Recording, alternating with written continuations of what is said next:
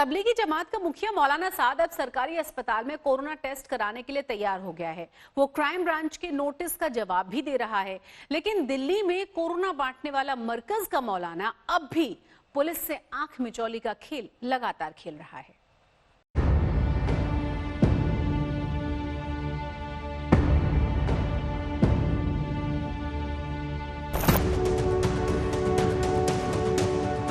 Corona काल में ये मरकज संकट का अड्डा तो बहुत पहले बन गया था। अब पुलिस वालों पर भी इसका खतरा मंडराने लगा है।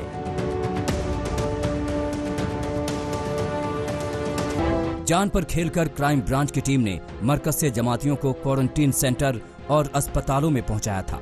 लेकिन उन जमातियों के मुखिया मौलाना साद को इसकी कहां फिक्र है। वो सिर्फ और सिर्फ छिपकर तमाशा देख रहा है, झूठ पर झूठ बोल रहा है। वकीलों की फौज खड़ी करने वाला साद अब सामने नहीं आता। या तो ऑडियो संदेश जारी करता है या फिर उन्हीं वकीलों के जरिए दांव पेंच चल रहा है। मरकज संकट बढ़ने के बाद से मौलाना छिपा हुआ है। तब से वो सामने नहीं आया, अलग अलग दावे करता रहा, अपना संदेश जमातियों तक पहुंचाता रहा है। कुछ लोग अभी भी क्वारंटाइन में हैं, तो ऐसे लोगों की कोरोना के मरीजों के इलाज के लिए प्लाज्मा यानी खून डोनेट करना इसकी ज़रूरत है।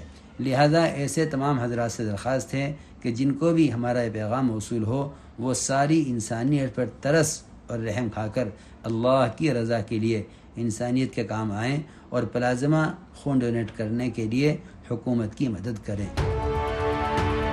मौलाना साद के उसी ऑडियो संदेश के बाद कई जगहों पर जमातियों ने प्लाज्मा डोनेशन भी किया। दिल्ली, मुंबई समेत कई शहरों में जमाती प्लाज्मा डोनेट करते नजर आए। लेकिन साद ने अपना कोरोना टेस्ट कराया या नहीं, अब तक ये राज ही है। वैसे तो उसने कोरोना टेस्ट कराने का दावा बहुत पहले ही किया है, लेकिन जब जांच रिपोर्ट सौंपने की बारी आई तो उसकी दलील हर बार झूठी साबित हो गई। अब मौलाना साद नया दांव चला है। सूत्रों के हवाले से जानकारी है कि वो सरकारी अस्पताल में अपना कोरोना टेस्ट कराएगा और उसकी रिपोर्ट दिल्ली क्राइम ब्रांच को सौंपेगा। वकीलों के मुताबिक साद ने पहले प्राइवेट लैब की रिपोर्ट क्राइम ब्रांच को सौंपी थी। एक के बाद एक 4 नोटिसों के बावजूद भी मौलाना साद न तो अब तक क्राइम ब्रांच के सामने पेश हुआ है, न ही क्राइम ब्रांच के किसी सवाल का ठीक जवाब दे रहा है। कोरोना की आड़ में मौलाना साद लगातार क्राइम ब्रांच के सवालों से बचता फिर रहा है। क्राइम ब्रांच ने कहा था कि वो सरकारी अस्पताल से अपना टेस्ट कराए और रिपोर्ट की कॉपी क्राइम ब्रांच को सौंपी जाए। इसके उलट मौलाना साद ने प्राइवेट लैब से अपना टेस्ट कराया और क्राइम ब्रांच को रिपोर्ट सौंपी। क्राइम ब्रांच ने वो रिपोर्ट खारिज कर दी।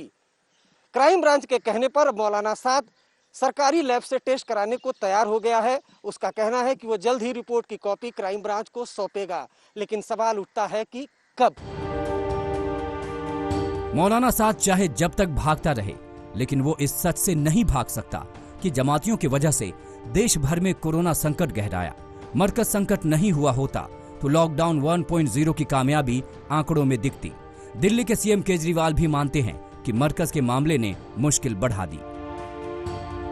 किसी भी एक व्यक्ति विशेष के ऊपर या किसी भी एक उसके ऊपर वो एक इंसिडेंट था जिसकी वजह से जिसमें ज्यादा लोग संक्रमित हुए, लेकिन किसी भी एक कारण को ये देना, जब पूरी दुनिया के अंदर हम देख रहे हैं, स्पेन में, इंग्लैंड में, अमेरिका में, इटली में, फ्रांस में कितनी बुरी तरह से कोरोना फैला हुआ है।